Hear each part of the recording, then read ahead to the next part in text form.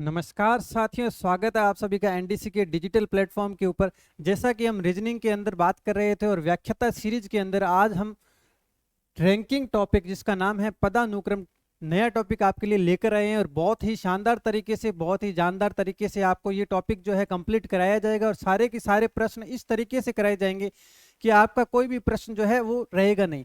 ठीक है, रीजनिंग के लगभग टॉपिक जो है अपने कंप्लीट हो चुके हैं और ये लास्ट टॉपिक है रीजनिंग का व्याख्याता सीरीज के अंदर। और इस टॉपिक के कंप्लीट होने के बाद में कुछ आपके लिए टेस्ट जो है यहाँ पर लाए जाएंगे, जो होंगे पूरे के पूरे मिक्स क्वेश्चन उसके अंदर रखे जाएंगे पूरी रीजनिंग के, जो कि अपने व्याख्याता सीरीज के अंदर लगते हैं।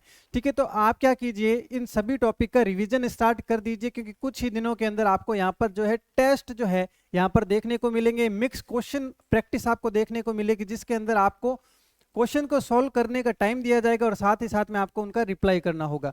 तो ये आपके लिए बहुत ही अच्छी प्रैक्टिस हो जाएगी और बिल्कुल सोने पे सुहागा का काम करेगा। ठीक है, तो आपको करना है रेगुलर प्रैक्टिस, प्रैक्टिस और प्रैक्टिस।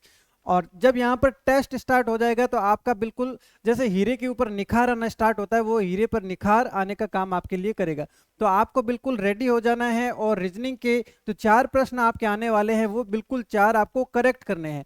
ठीक है, तो आज हम एक लास्ट और नया टॉपिक जो है पदानुक्रम टॉपिक जो है लेने वाले हैं और कुछ प्रश्नों के ऊपर इसके अंदर बात करेंगे कि किस तरह के प्रश्न इसके अंदर बनते हैं और कुछ कॉन्सेप्ट्स के ऊपर बात करेंगे कि किस तरीके से हमें इन प्रश्नों को जो है वो सॉल्व करना है। ठीक है, तो सबसे पहले अपने बात करते हैं कि किस तरह के प्रश्न अपने को देखने को मिल सकते हैं और कितने तरह के प्रश्न इसके अंदर बनते हैं। ठीक है, देखो एक प्रश्न बनता है, ठीक है, टाइप फर्स्ट जो है,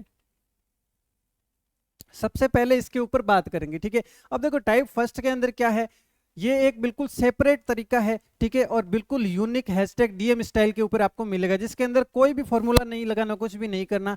जैसे रियल लाइफ के अंदर हम कोई चीज काउंटिंग करते हैं, उसी काउंटिंग की तरीके से मैं आपको ये सिखा दूंगा और ये तरीका आपको कहीं और देखने को नहीं मिलेगा। ठीक है, कहीं भी और देखने को नहीं मिलेगा। ठीक है, और कुछ भी नया याद नहीं करना, कोई फॉर्मूला याद नहीं करना, कोई कुछ भी नहीं सीखना। जैसे नॉर्मल लाइफ के अंदर जैसे गिनती गिनते हैं उसी तरीके से हमें अरेंज करना है।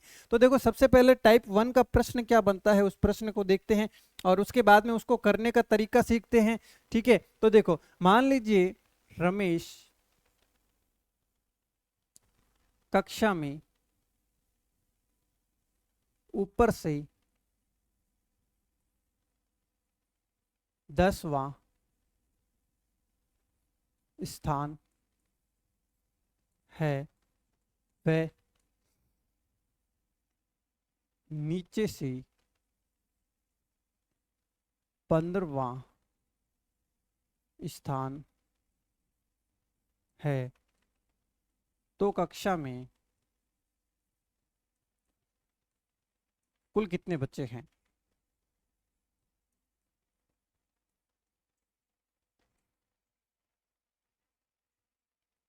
बच्चे हैं। ठीक है, ये अपना जैसे प्रश्न बनता है। ठीक है, ये क्या करना है अपने को, इसको सॉल्व करना है। तो देखो इस तरह के प्रश्न जो होते हैं वो जनरली बुक्स या फिर किसी भी अलग जगह जहां पर आप देखेंगे जो बिल्कुल फिक्स बुक के पैटर्न के ऊपर चलते हैं, वो इसका आपका फॉर्मूला बताएंगे। लेकिन फॉर्मूला सिर्फ एक प्रश्न, दो प्रश्न के अंदर या एक टाइप के प्रश्न के अंदर काम करता है। मैं जो तरीका बताऊंगा आपका हर तरीके के अंदर काम करेगा। कोई फॉर्मूला नहीं याद करना, कोई भी कुछ भी याद नहीं करना, सिर्फ और सिर्फ क्या करना है, अपने को करना है अरेंजमेंट। और अरेंजमेंट देखो कैसे करना है वो मैं आपको सिखाता हूं। देखो जैसे मान लो ये अपना प्रश्न है। ठीक है, तो देखो रमेश का कक्षा में ऊपर से 10वां स्थान है। देखो ऊपर से 10वां, इसका मतलब ये है 9 जने और ये है अपना रमेश। हमने इसको क्या कर दिया, अरेंज कर दिया। उसके बाद में अगली लाइन पढ़ो, नीचे से 15वां स्थान है। भाई 15वां स्थान है, इसका मतलब नीचे 14 बच्चे हैं।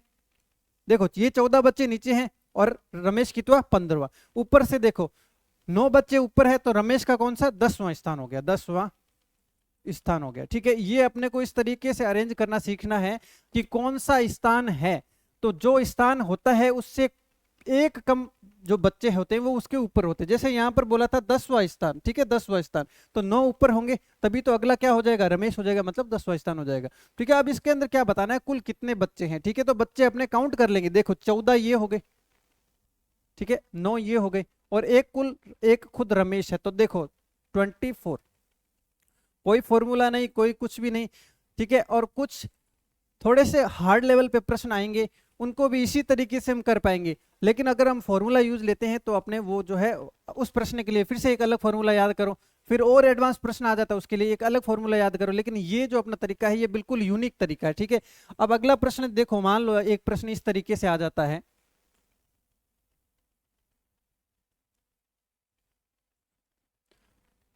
रमेश की कक्षा में 40 बच्चे हैं,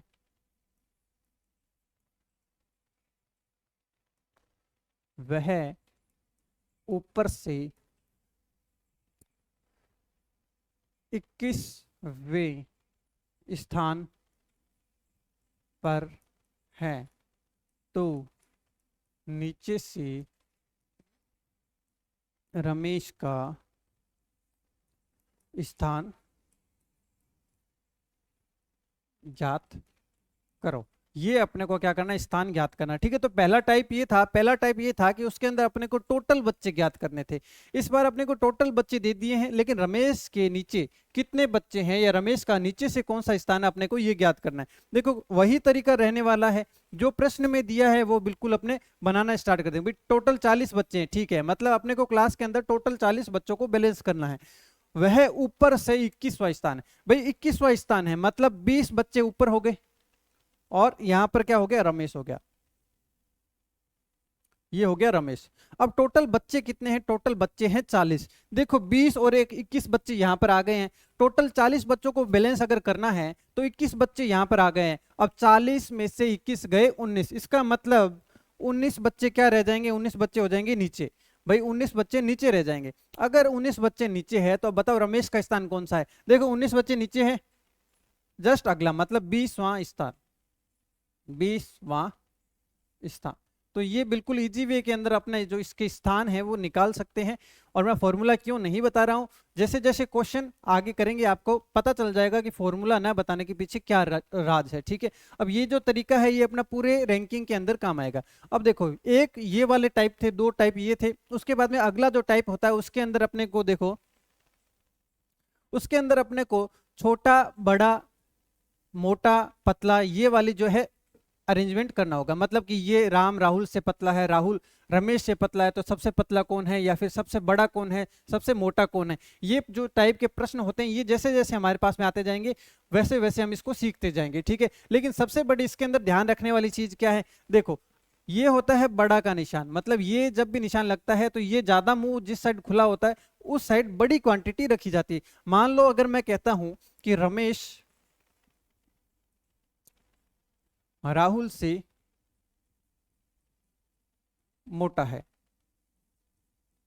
ठीक है, तो मोटा कौन है, रमेश मोटा है, ठीक है। तो रमेश का खुले वाले साइड में आएगा, रमेश ग्रेटर देन राहुल, ये इस तरीके से आएगा। मतलब कि ज्यादा मोटा कौन है, रमेश है, इसलिए बड़े वाले मुंह की साइड आया है, ठीक है। और ये भी आपको कॉन्सेप्ट आगे जैसे जैसे क्लियर होता जाएगा, ठीक है। और एक चीज जो हमें ध्यान रखनी है, अगर इस तरह के प्रश्नों के अंदर हम जो लैंग्वेज का अगर ध्यान रखते हैं तो बहुत इजी वे के अंदर अपने प्रश्न सॉल्व कर सकते हैं। अपने को प्रश्न में ये ध्यान रखना है कि बात किसके बारे में की जा रही है, ठीक है। इसमें ये वाला कॉन्सेप्ट नहीं लगाना, जैसे परंतु आ जाता है तो हम सबसे आगे वाले की तरफ जाएंगे, ये वाला नहीं। सिर्फ और सिर्फ लैंग्वेज के अंदर चलना है, लैंग्वेज में किसके बारे में बात की जा रही है, किसको मोटा बताया जा रहा है और किसको पतला बताया जा रहा है, इसके आधार पर अपने को बढ़ना है। तो इसमें इस टाइप के अंदर कैसे प्रश्न आते हैं अब इसके ऊपर अपने बात करते हैं। तो चलिए फिर प्रश्नों के ऊपर बढ़ते हैं और प्रश्नों के साथ साथ में हम कॉन्सेप्ट को और अच्छे तरीके से मजबूत तरीके से सीखते जाते हैं।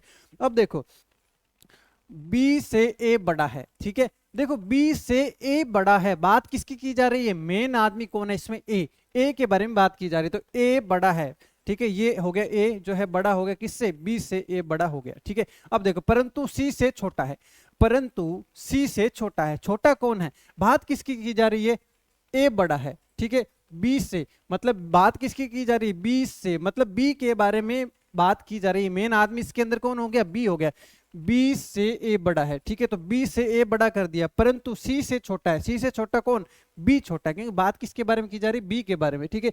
तो सी से छोटा है, सी से छोटा कौन हो गया, बी। देखो सी से छोटा करना है हमें, बी,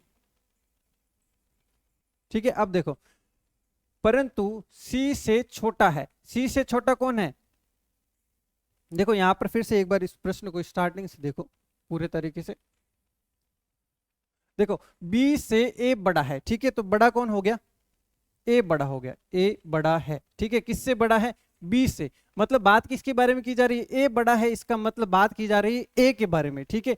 अब देखो परंतु सी से छोटा है, सी से छोटा कौन है, सी से छोटा है ए, सी से छोटा कौन है, ए, क्योंकि बात किसके बारे में की जा रही है, ए के बारे में की जा रही है, तो सी से छोटा कौन हो जाएगा, ए हो जाएगा, तो यहाँ पर सी से छोटा हो गया। उसके बाद में देखो ई से डी छोटा है, देखो ये है ई, ई से छोटा है डी, मतलब बड़ा कौन हो गया, ई से छोटा, डी छोटा है, डी छोटा है तो ये डी आ जाएगा बंद मुंह वाले साइड, डी जो आ जाएगा वो बंद मुंह वाले साइड आ जाएगा, परंतु ए से बड़ा है। अब परंतु किसके लिए लगा है, देखो ई से डी छोटा है, बात किसके बारे में की जा रही है, डी का बता रहे हैं, डी के बारे में अपने आइडेंटिफिकेशन बता रहे हैं कि डी जो है वो छोटा है, ठीक है। लेकिन मतलब अब जो कंपैरिजन किया जा रहा है डी से किया जाता है, ए से बड़ा है, ए से बड़ा कौन है, ए से बड़ा है डी, मतलब ए से बड़ा है डी, मतलब कि ए छोटा है, तो ए को देखो हमने यहाँ पर छोटा कर दिया, ए को हमने यहाँ पर क्या कर दिया, छोटा कर दिया, ठीक है। अब देखो यदि सी आयु में डी से छोटा है, ठीक है, ये है छोटा, ये है छोटा, यदि सी आयु में डी से छोटा है, मतलब सी छोटा है, ये सी छोटा है डी से, ठीक है। अब देखो अपने को यहाँ पर जो तीन समीकरण है अब इनको अरेंज करना है। देखो यहाँ पर क्या है, अगर ये ए जो है, देखो यहाँ पर है सी, ए और बी, लेकिन सी और डी में देखो, सी और डी में सी बड़ा है, मतलब सी और बी में डी बड़ा है, तो मतलब क्या हो जाएगा, सी डी। अब यहाँ पर ये अरेंजमेंट सेम रहेगा, ए और बी, ठीक है। अब ये देखो, अब यहाँ पर क्या था, डी जो बड़ा है ए से, ठीक है, ये देखो डी जो बड़ा है ए से, मतलब ये वेरिफिकेशन अपना यहाँ पर हो चुका है कि डी जो है बड़ा है ए से, ठीक है। उसके बाद में देखो, और डी से बड़ा कौन है, डी से बड़ा है ई, तो यहां पर क्या आ जाएगा हमारा, ई आ जाएगा, ठीक है, ई यहां पर हमारा आ जाएगा। देखो थोड़ा सा प्रश्न हार्ड जरूर है, लेकिन जैसे जैसे आगे बढ़ते जाएंगे हमारी प्रैक्टिस होती जाएगी, जिससे क्या होगा कि हमें समझ में आना स्टार्ट हो जाएगा। हर प्रश्न डायरेक्ट पहले प्रश्न से आए ये कोई जरूरी नहीं है, जैसा कि मैंने आपको बताया था कि रीजनिंग के लास्ट के टॉपिक थोड़े से हार्ड जरूर है, लेकिन हमारे लिए वो बहुत ज्यादा यूजफुल है, तो हमें समझने वो बहुत ज्यादा इंपॉर्टेंट है, ठीक है। तो अब देखो इसके अंदर क्या, आयु में सबसे बड़ा कौन है, आयु में सबसे बड़ा देखो कौन हो गया, ई हो गया, तो ये जो ई ऑप्शन है ये बिल्कुल करेक्ट ऑप्शन हो जाएगा। इसके अंदर अलग अलग इक्वेशन बनेगी, उसके बीच में हमें बैलेंसिंग करनी है। देखो सबसे पहले क्या था कि सी जो है ए और बी से बड़ा है, उसके बाद में देखो डी और ए आया, ठीक है, तो यहां पर ए आया हुआ है और यहां पर सी आया है, मतलब जरूर डी से जस्ट बड़ा जो है कौन रहा होगा, डी से जस्ट ए से जस्ट बड़ा कौन रहा होगा, डी रहा होगा, तो ये अरेंजमेंट हो गया।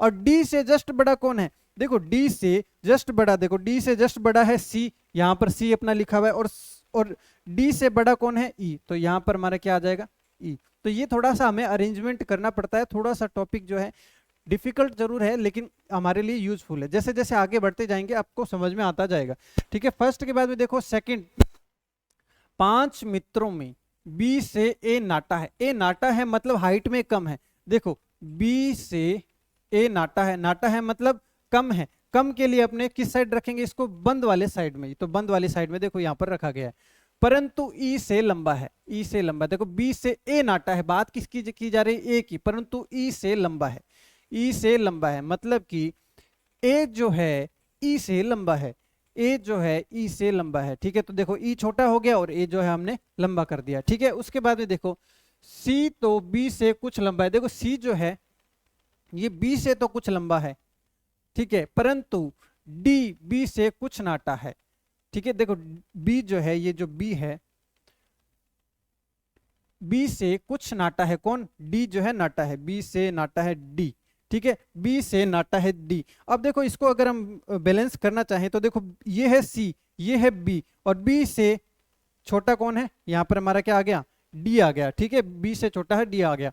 ए से कुछ लंबा है, देखो अब किसकी बात की जा रही है, जो डी है बी से कुछ नाटा है, बात की जा रही है डी के बारे में कि ये डी जो है बी से कुछ नाटा है और ए से लंबा है, मतलब ए से लंबा है, डी जो है ए से लंबा है, ये देखो डी जो है ए से लंबा है, ठीक है। अब देखो सी हमारे पास में है, बी हमारे पास में आ चुका है, और इस B और D के अंदर हमें बताया गया था कि B बड़ा है D से, तो मतलब कि D इसके बाद में आ जाएगा, उसके बाद में देखो A, और उसके बाद में A के बाद में देखो क्या है, E हमारे पास में आ जाएगा, A के बाद में हमारे पास में क्या आ जाएगा, E आ जाएगा। अब देखो सबसे नाटा कौन है, मतलब हाइट के अंदर सबसे छोटा कौन है, अपने को ये ज्ञात करना है।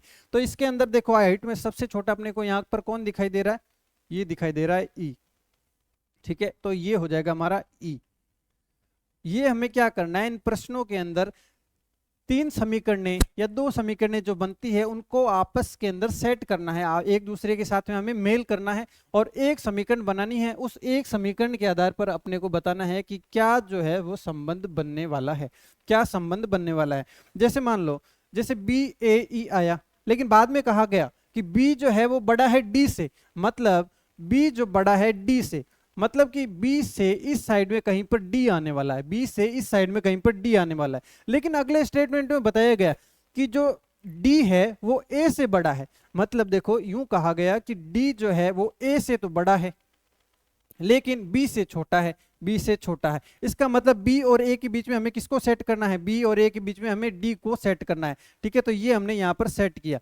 उसके बाद में देखो A से कुछ लंबा है, कौन, D के बारे में बात की जा रही है, तो ये हमने यहाँ पर जो है अरेंज कर दिया, ठीक है। उससे पहले अपने को यहाँ पर बताया गया था कि C तो B से कुछ लंबा है, ठीक है, C जो है B से कुछ लंबा है, तो अपने को पता लगा कि B के इस साइड में क्या आने वाला है, यहाँ पर लिखा हुआ है C जो है कुछ लंबा है, इसका मतलब हमें यहाँ पर क्या अरेंज करना था, C, क्योंकि अपने को C को B से बड़ा बताना है, तो हमने यहाँ पर C को अरेंज कर दिया, ठीक है। इसी तरीके से देखो, और B A से नाटा है और E से लंबा है, E से लंबा है, इसका मतलब जो A नाटा है तो A जो यहाँ पर हमारा E यहाँ पर अरेंज कर दिया। तो हमें 3 समीकरणों की एक समीकरण बनानी है।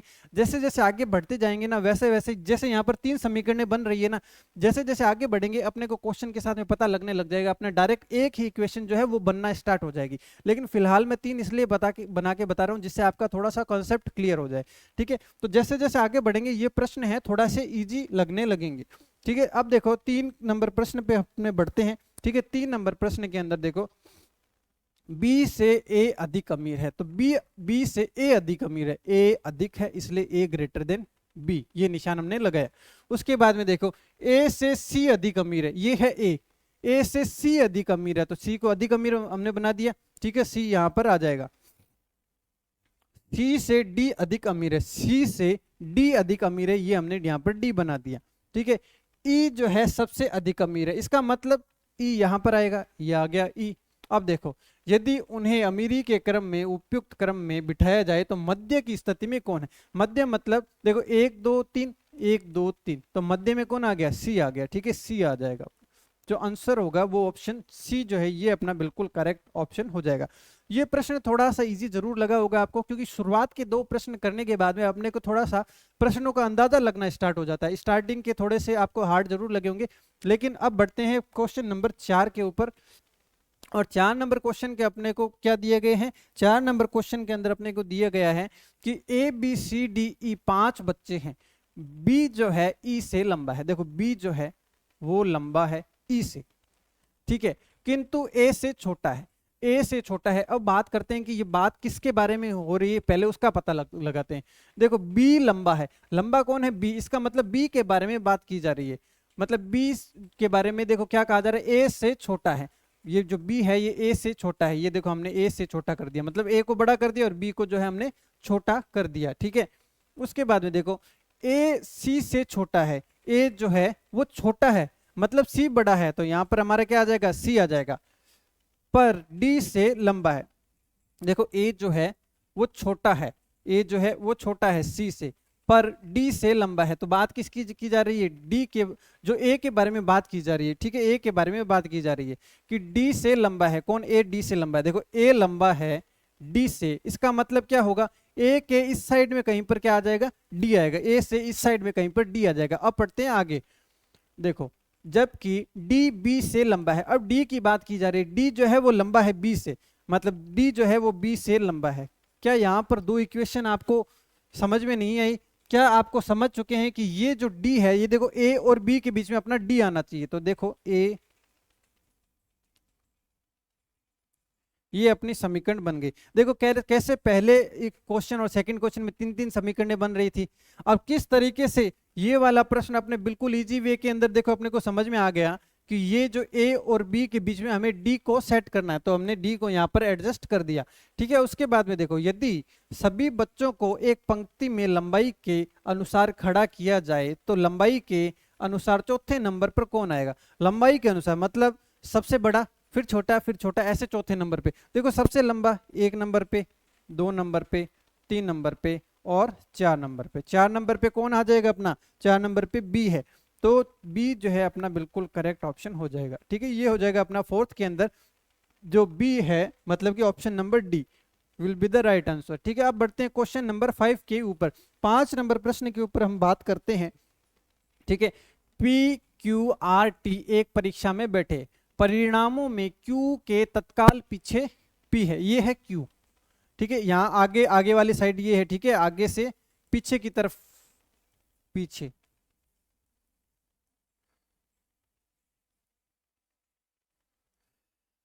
देखो परिणामों में Q के तत्काल पीछे, Q के तत्काल पीछे कौन है, P है, किंतु P के बाद कोई नहीं है। P के बाद कोई नहीं है, इसका मतलब ये लास्ट पोजीशन है। P की जो लास्ट पोजीशन, सबसे लास्ट में जो है क्लास में, वो P है। उसके बाद में देखो R जो है Q से आगे है, R जो है Q से आगे, Q से आगे कौन है, R है, Q से आगे हो गया R, किंतु उतने अंक प्राप्त नहीं कर सका जितने T ने किए। इसका मतलब T ने जो है वो R से भी ज्यादा अंक प्राप्त किए, T ने R से भी ज्यादा अंक प्राप्त किए। देखो 4 जने थे, 4 जनों को बिल्कुल इजी वे में अपनों ने क्या कर दिया, अरेंज कर दिया। ठीक है, अब पूछा क्या है, दूसरे नंबर पर कौन है। ठीक है, दूसरे नंबर पर कौन है। ठीक है, दूसरे नंबर पर मतलब रैंकिंग के आधार पर अपने को पूछा है। ये देखो ये फर्स्ट रैंक, ये सेकंड रैंक, तो दूसरा जो हो जाएगा वो हो जाएगा अपना आर जो है, ये हो जाएगा अपना बिल्कुल बिल्कुल करेक्ट आंसर, मतलब ऑप्शन सी जो है ये हो जाएगा करेक्ट आंसर। ठीक है, तो देखो जैसे जैसे आगे बढ़ रहे हैं थोड़ा आपको समझ में आना स्टार्ट हुआ होगा, क्योंकि प्रश्न कुछ इस तरीके से होते हैं कि जो रैंकिंग के प्रश्न होते हैं वो लैंग्वेज में थोड़े से हार्ड होते हैं, और जैसे जैसे आगे बढ़ते जाते हैं हमें लैंग्वेज की आदत पड़ती जाती है, जिससे हमें वो चीजें समझ में आना स्टार्ट हो जाती है। ठीक है, 5 के बाद में देखो 6 नंबर जो प्रश्न है, अब इसकी तरफ बढ़ते हैं। देखो एक परिवार घूमने निकला, पुत्री अपने पिता से आगे चल रही है। ये देखो ये पिता है और ये है पुत्री, आगे चल रही है तो पुत्री यहां पर आ जाएगी। ठीक है, पुत्री जो है हमारी यहां पर आ जाएगी। ठीक है, अब उसके बाद में देखो पुत्र अपनी माता के पीछे चल रहा है। ठीक है, और पिता के आगे, देखो माता के पीछे लेकिन पिता से आगे, देखो पिता से आगे यहां पर आ जाएगा पुत्र। ठीक है, लेकिन माता से पीछे, इसका मतलब माता कहां रही होगी, माता यहां पर रही होगी, यहां पर माता रही होगी। ठीक है, अब देखो सबसे पीछे कौन चल रहा है, सबसे पीछे जो हमारा कौन चल रहा है, पिता चल रहा है, सबसे पीछे जो चल रहा है वो पिता चल रहा है। अब एक क्वेश्चन आपके दिमाग में ये भी आ रहा होगा कि पुत्र जो है वो माता के पीछे है, तो माता यहां पर भी तो बनाई जा सकती है। बिल्कुल माता यहां पर बनाई जा सकती है, लेकिन अपने को क्या ज्ञात करना है, सबसे पीछे, तो सबसे पीछे जो है वो पिता ही आएगा, सबसे पीछे फिर भी पिता ही आएगा। अब इस प्रश्न के अंदर ये नहीं पूछा जा सकता कि सबसे आगे कौन है, क्योंकि सबसे आगे माता को भी चला सकते हैं, सबसे आगे पुत्री भी चल सकती है। ठीक है, तो प्रश्न जो होता है वो उस हिसाब से फ्रेम किया जाता है जिस हिसाब से अपने को प्रश्न के अंदर इंफॉर्मेशन दी जाती है। ठीक है, तो इसमें हाईएस्ट सबसे आगे कौन चल रहा है ये प्रश्न नहीं पूछा जा सकता, क्योंकि उसमें पुत्री भी पॉसिबल है और माता भी पॉसिबल है। तो इस प्रश्न के अंदर अपने को सबसे पीछे बताना था, लेकिन सबसे पीछे का अपने बिल्कुल कंफर्म बता सकते हैं कि जो है पिता सबसे पीछे चल रहा है। ठीक है, छठे के बाद में देखो 7वां प्रश्न है, सुमा उमा से छोटी है, ये है सुमा। ठीक है, उमा से छोटी है, इसका मतलब उमा यहां पर आएगी, सुमा छोटी है तो छोटी हमने यहां पर सुमा को कर दिया। ठीक है, उसके बाद में देखो सुमा से लंबी है नेहा, सुमा से लंबी कौन है, नेहा, यहां पर आ जाएगी नेहा। ठीक है, अब उसके बाद में देखो उमा से लंबी है सुधा, उमा से लंबी है सुधा, मतलब उमा से लंबी कौन है, सुधा है। उमा से लंबी है सुधा, लेकिन हेमा से छोटी है, मतलब किसकी बात की जा रही है, देखो उमा क्या है, उमा लंबी है, उमा लंबी है, मतलब बात उमा से लंबी है सुधा। ठीक है, उमा से कौन लंबी है, सुधा लंबी है। देखो एक मिनट, देखो सुमा से लंबी कौन है, सुमा से लंबी है। ठीक है, कौन है, नेहा सुमा से लंबी है।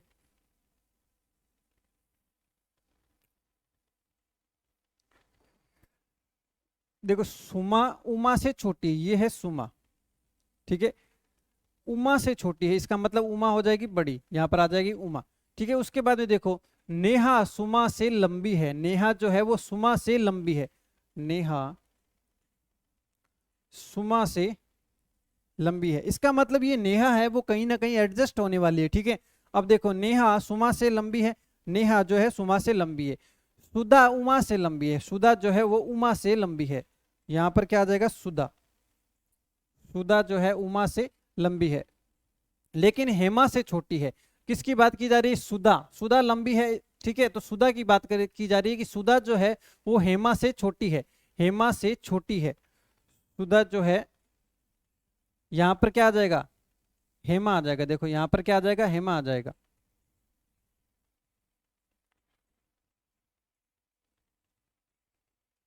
ठीक है। अब देखो हेमा से छोटी है सुधा, हेमा से छोटी है सुधा। उसके बाद में देखो उमा जो है नेहा से लंबी है, उमा जो है वो नेहा से लंबी है, उमा लंबी है, इसका मतलब नेहा से लंबी उमा है, देखो यहां पर आ जाएगा उमा, ठीक है। अब देखो यहां पर उमा है और यहां पर सुमा है, यहां पर उमा है और यहां पर सुमा है, और यहां पर बीच में कौन है, नेहा है, इसका मतलब ये जो नेहा है ये इन दोनों के बीच में अरेंज हो जाएगी, ये नेहा जो है यहां पर आ जाएगी, ठीक है, और इस तरीके से निशान आ जाएगा अपना, ठीक है। तो देखो दो समीकरणें थी, इन दोनों समीकरणों को क्या किया गया, अरेंज किया गया, ठीक है, और पूरी इंफॉर्मेशन अपने को मिल रही कि उमा और सुमा के बीच में कौन आएगा, नेहा आएगा, तो हमने यहाँ पर नेहा अरेंज कर दिया। तो देखो इसको देखो मैं अगर वापस लिखूं तो इस तरीके से हो जाएगा, हेमा सुधा उमा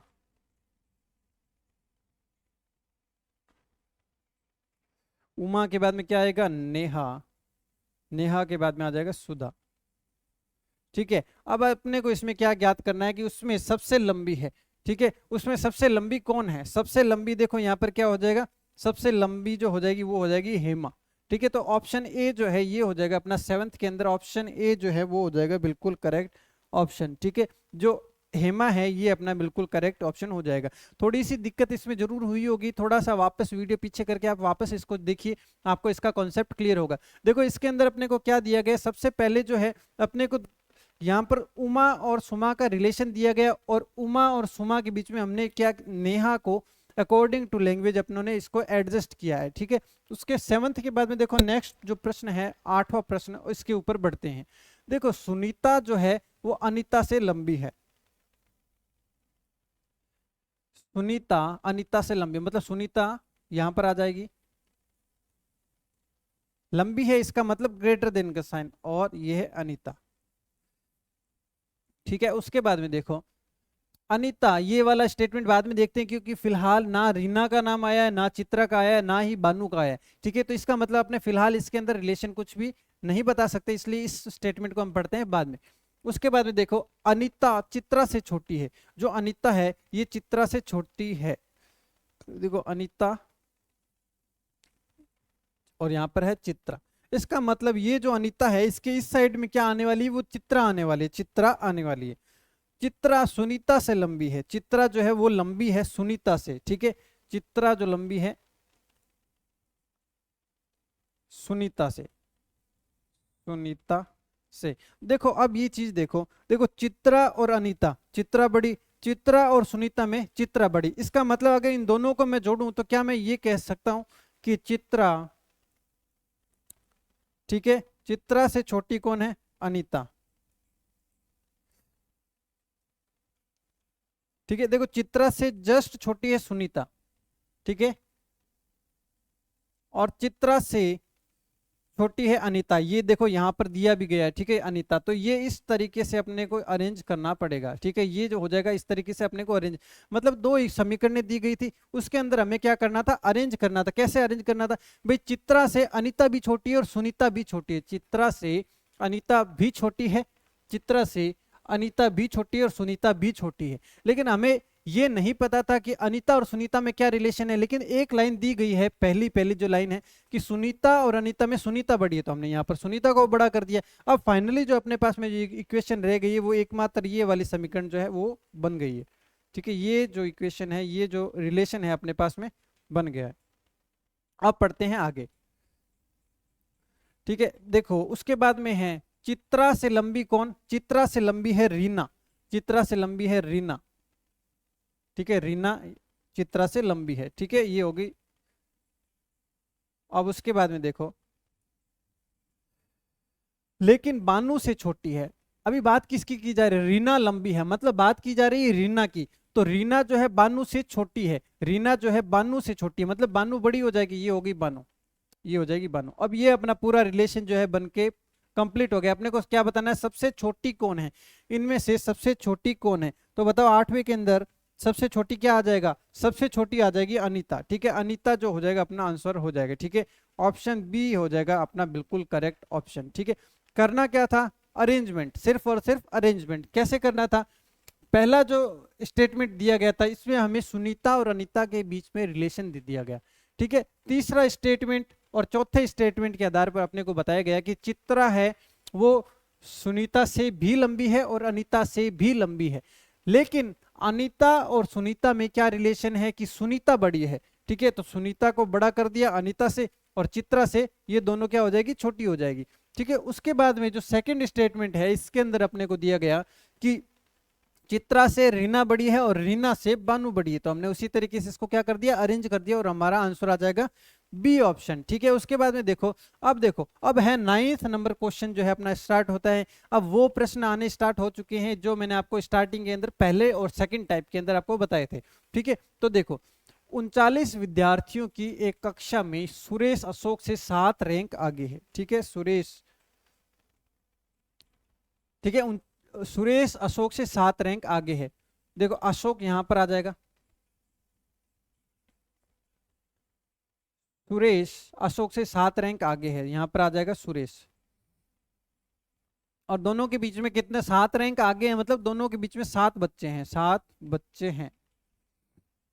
यदि अशोक की रैंक अंत से 17वीं, ये जो है अंत से 17वीं, इसका मतलब 16 बच्चे जो है इसके नीचे रहे होंगे। देखो ये 17वीं रैंक है तो 16 बच्चे क्या है? इससे नीचे है, 16 बच्चे जो है इसके नीचे है, अंत से 17वीं है। तो अशोक की आरंभ से रैंक बताने, अशोक की आरंभ से रैंक कौन सी होगी? देखो 16 बच्चे यहाँ पर, 17वां अशोक खुद है, ठीक है। अब टोटल बच्चे अपने को करने हैं 39, क्लास के अंदर 39 बच्चे करने हैं। तो देखो 17 तो हो चुके हैं, ठीक है, तो 39 में से 17 घटाएंगे तो कितने बचेंगे? 22 बच्चे बचेंगे। इसका मतलब इससे ऊपर कितने बच्चे हैं? 22 बच्चे इसके ऊपर है, 22 बच्चे जो है इसके ऊपर है। तो अशोक की रैंक बतानी है, ठीक है। देखो 22 ऊपर है तो इसकी रैंक कौन सी हो जाएगी? 22 बच्चे ऊपर है तो इसकी रैंक 23 हो जाएगी, 23 रैंक हो जाएगी, ठीक है। 23वां जो इसका स्थान हो जाएगा। ऑप्शन बी जो है ये बिल्कुल करेक्ट ऑप्शन अपना हो जाएगा, ठीक है। तो 9th के अंदर जो है 23वीं रैंक हो जाएगी, ठीक है। उसके बाद में देखो नेक्स्ट क्वेश्चन पे बढ़ते हैं। सुधीश का कक्षा में ऊपर से 7वां और नीचे से 28वां स्थान है। देखो सुधीश जो है ये है सुधीश, यहां पर है सुधीश, ऊपर से 7वां स्थान, मतलब ये 7वां बच्चा है, इसका मतलब ऊपर तो 6 बच्चे रहे होंगे और यहाँ पर सुधीश है, मतलब 7वां बच्चा है। तथा नीचे से 28वां स्थान, भाई 28वां स्थान करना है, इसका मतलब नीचे 27 रहे होंगे, तभी तो इसका 28वां स्थान रहा होगा। अब अपने को बताना है कि पूरी कक्षा में बच्चे कितने हैं। देखो 6 बच्चे यहाँ पर बैठे हैं, एक यहाँ पर बैठा है, मतलब कि एक खुद सुधीश है, और 27 बच्चे जो है वो नीचे बैठे हैं, 27 बच्चे नीचे बैठे हैं। तो टोटल मिलाकर कितने हो जाएंगे? 34, 34, ठीक है। तो ऑप्शन ए जो है अपना बिल्कुल करेक्ट ऑप्शन हो जाएगा, ठीक है। 10वीं के अंदर ए ऑप्शन अपना करेक्ट हो जाएगा, ठीक है। अब देखो क्वेश्चन नंबर 11 पर चलते हैं, ठीक है। 11वां प्रश्न, रमेश 33 विद्यार्थियों की एक कक्षा में 13वें स्थान पर, श्रेणी अनुसार सुरेश से नीचे 5 बच्चे हैं। मैंने जैसा कि आपको बताया था, मैंने आपको एक फॉर्मूले के बारे में बात की थी कि अगर फॉर्मूला लगाते हैं तो सिर्फ हम एक ही टाइप का प्रश्न कर सकते हैं। अब देखो अगर मैं फॉर्मूला बता देता तो अब ये पिछला प्रश्न तो कर सकते थे, लेकिन ये वाला प्रश्न नहीं कर सकते थे, और ये वाला प्रश्न भी आप नहीं कर सकते थे। इसलिए मैंने फॉर्मूला ना बता करके आपको बेसिक के ऊपर आपका ध्यान जो है वो खींचा है मैंने, ठीक है। तो अब 11th के अंदर प्रश्न हम उसी आइडियोलॉजी से करेंगे, जबकि इसके अंदर थोड़ा सा पैटर्न चेंज हो चुका है, फिर भी हम उसी तरीके से इसको सॉल्व कर सकते हैं। देखो रमेश 33 विद्यार्थियों की एक कक्षा में 13वें स्थान पर है, ठीक है। देखो ये है रमेश, अब ये कौन से हैं? 13वें स्थान पर, इसका मतलब 12 तो ऊपर है, और एक यहाँ पर अपना रमेश जो है वो ये बैठा है। ठीक है, श्रेणी अनुसार सुरेश का नीचे 5 विद्यार्थी है, मतलब सुरेश जो है कक्षा में जहां पर भी बैठा है उससे 5 बच्चे जो है इस नीचे है। यहाँ पर सुरेश के नीचे 5 बच्चे, ये है 5 बच्चे और ये है खुद सुरेश, ये है खुद सुरेश। अब बच्चे कितने हैं टोटल? 33 बच्चे हैं और अपने को बताना है कि रमेश और सुरेश के बीच में कितने बच्चे हैं, दोनों के बीच में कितने बच्चे हैं ये अपने को बताना है। तो सबसे पहले देखो अपने को 33 बच्चे हैं, तो 33 बच्चों को पहले अरेंज करते हैं।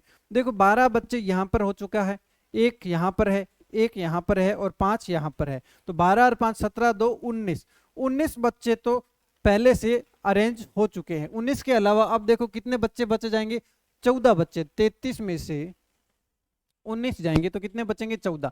अब ये 14 बच्चे कहां पर बैठेंगे? ये 14 जो बैठेंगे वो यहां पर बैठेंगे। ठीक है, ये 14 जो बच्चे हैं वो बैठेंगे यहां पर। ये है 14 बच्चे जहां पर 14 बच्चे बैठेंगे।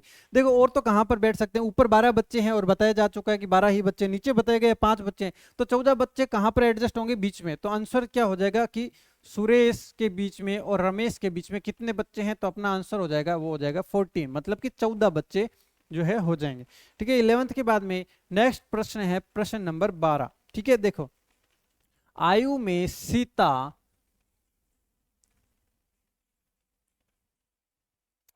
सीता स्वप्ना से बड़ी है। सीता बड़ी है, ठीक है, तो ये सीता बड़ी है स्वप्ना से।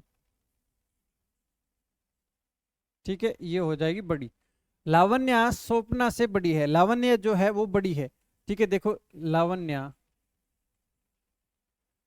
स्वप्ना से बड़ी है। स्वप्ना से बड़ी है इसका मतलब स्वप्ना से इस साइड में वो आने वाली है, स्वप्ना से इस साइड में आने वाली है। फिलहाल हमें ये नहीं पता कि स्वप्ना और सीता के बीच में आएगी, सीता के उस साइड में आएगी, ये हमें नहीं पता। ये कैसे पता चलेगा? ये पता चलेगा जैसे जैसे हम आगे प्रश्न पढ़ेंगे। ठीक है, देखो लावण्या स्वप्ना से बड़ी है, लावण्या स्वप्ना से बड़ी है, लेकिन सीता से छोटी है, सीता से छोटी है। इसका मतलब सीता और स्वप्ना के बीच में क्या आ जाएगी? लावण्य आ जाएगी। सीता और स्वप्ना के बीच में क्या आ जाएगी? यहां पर आ जाएगी लावण्य। ठीक है, यहां पर आ जाएगी लावण्य। ठीक है, उसके बाद में देखो क्या अरेंजमेंट बन चुका है? सीता, लावण्य और स्वप्ना, ये अपना अरेंजमेंट बन चुका है। उसके बाद में देखो सुवर्णा हरि और स्वप्ना दोनों से छोटी है। जो सुवर्णा है ये है सुवर्णा।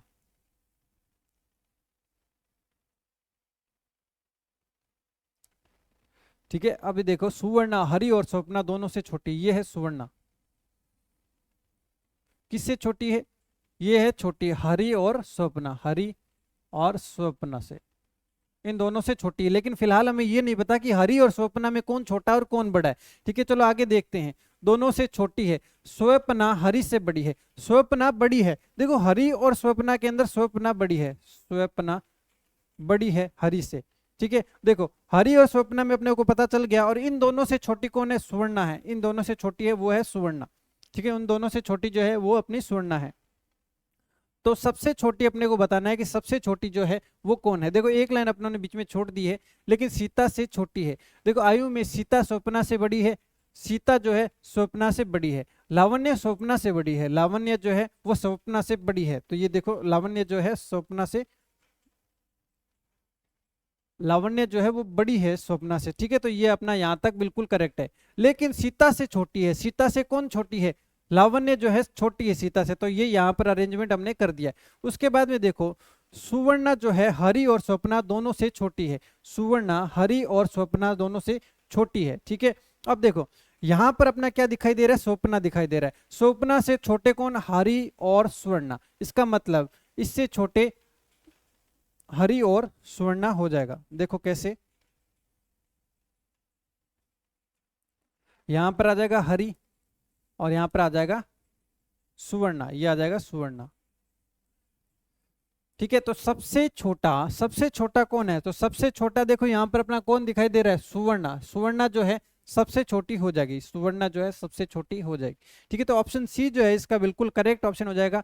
अरेंज करना पड़ेगा 2-3 बार। अब देखो अगर ये प्रश्न आपको मैं चाहूं तो मैं बिल्कुल इजी इजी क्वेश्चन भी लेकर आ सकता हूं, लेकिन एग्जाम के अंदर यही प्रश्न पूछे गए हैं तो मैं उसी लेवल के प्रश्न आपको करवाना चाहता हूं, क्योंकि अगर मैं आपको इजी इजी अभी करवा दूंगा लेकिन एग्जाम के अंदर फिर आपसे सॉल्व नहीं होंगे, इसलिए मैं क्या चाहता हूं कि मैं अभी से आपको उसी लेवल के प्रश्न कराऊं जिस लेवल के आपके एग्जाम के अंदर प्रश्न आते हैं। और ये जो प्रश्न है 1 से 12 तक जितने भी प्रश्न अभी तक आपको कराए सभी के सभी एग्जाम के अंदर आए हुए प्रश्न हैं, ठीक है। तो आपको क्या करना होगा, इसी प्रश्नों को सीखना होगा, वीडियो को वापस रिवाइंड करके देखिए, क्योंकि ये जो प्रश्न है थोड़ा सा हार्ड जरूर है टॉपिक, लेकिन अगर मैं टॉपिक आपको इजी इजी क्वेश्चन कराऊंगा फिर आपके यूजफुल नहीं रहेगा, ठीक है। इसलिए आप इसको थोड़ा सा समझने की कोशिश करें, ठीक है। तो इसके अंदर अपना क्या आंसर हो जाएगा, सुवर्ण। उसके बाद में देखो, एक कक्षा में सफल हुए लड़कों की सूची में राजन का 11वां स्थान है। भाई देखो सफल हुए, ठीक है, सफल हुए, अब इनकी अपने को सूची बनानी है। 11वां स्थान है राजन का, मतलब देखो 10 बच्चे ये हैं, 11वां राजन है, 11वां है अपना राजन, और नीचे की ओर से वह 31 स्थान पर है। मतलब देखो 31 स्थान पर है, इसका मतलब 30 बच्चे क्या है, नीचे है। भाई 31वां स्थान राजन का कैसे बनेगा, भाई मेरे आगे 10 बच्चे हैं तो मेरी कौन सी स्थान हो जाएगी, मेरे आगे 10 बच्चे हैं, इसका मतलब मेरा जो रैंक हो जाएगा वो हो जाएगा अपना 11 नंबर, मेरा जो रैंक हो जाएगा वो हो जाएगा 11वां स्थान हो जाएगा, ठीक है, 11वां स्थान हो जाएगा,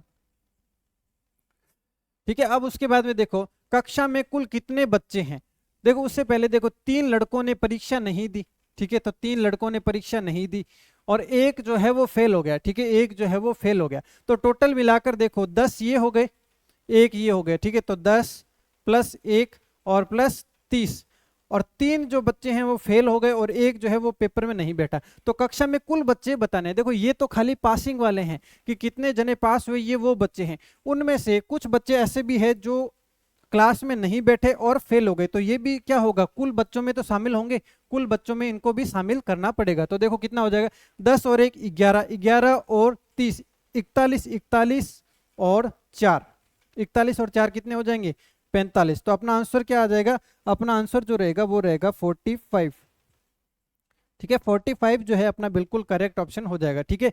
तो ऑप्शन सी है, ये हो जाएगा अपना आंसर, ठीक है। 13 के बाद में बढ़ते हैं क्वेश्चन नंबर 14 के ऊपर। देखो 4 बच्चे अक्रम, बेबी, प्रिया और तुलसी सीडी है, ठीक है, अक्रम सीडी पर बेबी से ऊपर है, देखो अक्रम जो है बेबी से ऊपर है, यहां पर है अक्रम और ये बेबी से ऊपर है, ये बेबी से ऊपर है, देखो यहां पर हमने बना दिया बेबी को, बेबी से ऊपर है, बेबी अक्रम और प्रिया के बीच में, बेबी जो है अक्रम और प्रिया, तो प्रिया कहां पर आएगी, तभी तो बीच में होगा, भाई बेबी को बीच में करना है तो अक्रम और प्रिया के बीच में बेबी, ठीक है। उसके बाद में देखो यदि तुलसी अक्रम से भी ऊपर है, तुलसी जो है अक्रम से भी ऊपर है, तो नीचे से दूसरा व्यक्ति कौन होगा, नीचे से दूसरा व्यक्ति कौन है, देखो नीचे से पहला, दूसरा, तीसरा और चौथा, तो दूसरा जो हो जाएगा वो हो जाएगी अपनी बेबी, ठीक है। तो ऑप्शन डी जो है ये अपना बिल्कुल करेक्ट ऑप्शन हो जाएगा, 14 के अंदर डी ऑप्शन जो है बिल्कुल करेक्ट ऑप्शन हो जाएगा। उसके बाद में देखो नेक्स्ट क्वेश्चन पे बढ़ते हैं, क्वेश्चन नंबर 15, ठीक है, 15 नंबर क्वेश्चन पे अपने बढ़ते हैं। शैलेंद्र लंबाई में केशव से छोटा, ये देखो केशव से छोटा, शैलेंद्र है ये, केशव से छोटा, तो यहां पर केशव को हमने बड़ा कर दिया, ये देखो केशव का ग्रेटर देन का साइन है, इसका मतलब केशव यहां पर अपना हो गया बड़ा, किंतु राकेश से लंबा है, किंतु राकेश से लंबा है। अब कौन है, देखो किसके बारे में बात कर रहे हैं, शैलेंद्र, शैलेंद्र लंबाई में छोटा, मतलब शैलेंद्र के बारे में बात की जा रही है कि शैलेंद्र जो है वो राकेश से लंबा है, ये हो जाएगा राकेश से लंबा, राकेश यहां पर आ जाएगा, तो राकेश तो छोटा हो गया और शैलेंद्र हो गया अपना लंबा, ठीक है। उसके बाद में देखो माधव सबसे लंबा है, मतलब माधव तो आएगा इस साइड में, माधव जो है वो सबसे लंबा है, मतलब माधव आएगा कहीं पर इस साइड में। उसके बाद में देखो आशीष जो है केशव से कुछ छोटा है, आशीष जो है केशव से कुछ छोटा है, आशीष छोटा है तो यहां पर आ जाएगा, केशव यहां पर आ जाएगा और आशीष यहां पर आ जाएगा, मतलब केशव से कहीं इस साइड में आशीष को अपने को एडजस्ट करना पड़ेगा। अब अगली लाइन पढ़ते हैं, आशीष केशव से कुछ छोटा है और शैलेंद्र से कुछ लंबा है, आशीष जो है शैलेंद्र से कुछ लंबा है, शैलेंद्र से कुछ लंबा है तो हमने यहाँ पर आशीष को बड़ा दिखा दिया। अब देखो केशव और शैलेंद्र के बीच में क्या आ जाएगा, आशीष आ जाएगा। केशव और शैलेंद्र के बीच में यहाँ पर क्या आ जाएगा, यहाँ पर आ जाएगा आशीष। ठीक है, यहाँ पर आ जाएगा आशीष, मतलब केशव, आशीष, शैलेंद्र, राकेश, ये हो जाएगा। ठीक है, उसके बाद में यदि ऊंचाई के वर्धमान क्रम में खड़े हो तो दूसरे स्थान पर कौन आएगा। ठीक है, दूसरे स्थान पर कौन आएगा। ठीक है, अब देखो अपने को क्या करना है, दूसरे स्थान पर देखना है। ठीक है, तो बढ़ते हुए क्रम में मतलब कि सबसे पहले अपने को क्या देखना है, छोटा वाला, फिर उसके बाद में बड़ा वाला। तो बढ़ते क्रम में मतलब सबसे छोटा और छोटे से जस्ट बड़ा वाला कौन सा है, तो देखो पहले नंबर पर राकेश, दूसरे नंबर पर शैलेंद्र, तीसरे नंबर पर आशीष, चौथे नंबर पर केशव और पांचवें नंबर पर माधव। ठीक है, ये है बढ़ते क्रम में। ठीक है, तो देखो अपना आंसर क्या हो जाएगा, शैलेंद्र जो है ये हो जाएगा अपना ऑप्शन बी जो है ये अपना बिल्कुल करेक्ट ऑप्शन हो जाएगा। ठीक है, आपको इसमें कंफ्यूज नहीं होना कि वर्धमान क्रम का मतलब, वर्धमान मतलब बढ़ते हुए, बढ़ते हुए का मतलब सबसे छोटा वाला पहले, उसके बाद में उसका बड़ा, उससे बड़ा, उससे बड़ा, इस तरीके से अपने को चलना है। ठीक है, तो शैलेंद्र दूसरे नंबर पर आएगा। और आज हमने 15 प्रश्नों पर डिस्कशन किया है और कुछ प्रश्न आपको स्टार्टिंग के थोड़े से हार्ड लगे होंगे, लेकिन जैसे जैसे हम आगे बढ़ते गए वैसे वैसे आपको प्रश्नों में जो है प्रोग्रेस नजर आने लगी होगी और करने का तरीका और लैंग्वेज भी आपको समझ में आने लगी होगी। तो अब आपको क्या करना है, अपने जो प्रश्नों को फिर से एक बार सॉल्व करना है। और जैसा कि मैंने वीडियो की स्टार्टिंग में बताया कि इस एक्सरसाइज के बाद में कुछ लाइव टेस्ट हो सकते हैं और कुछ टेस्ट या मिक्स क्वेश्चंस को लेकर आएंगे जो आपकी प्रैक्टिस के अंदर चार चांद लगा देंगे। तो आप बिल्कुल रिवाइज कर कर पूरी रीजनिंग को तैयार रखिए और रेडी हो जाइए उन प्रश्नों को करने के लिए जो हम आपके लिए यहाँ पर लेकर आने वाले हैं। ठीक है, तो इसी तरीके से बने रहिए एनडीसी क्लासेज के साथ में। Keep learning, keep growing with NDC classes. Thank you.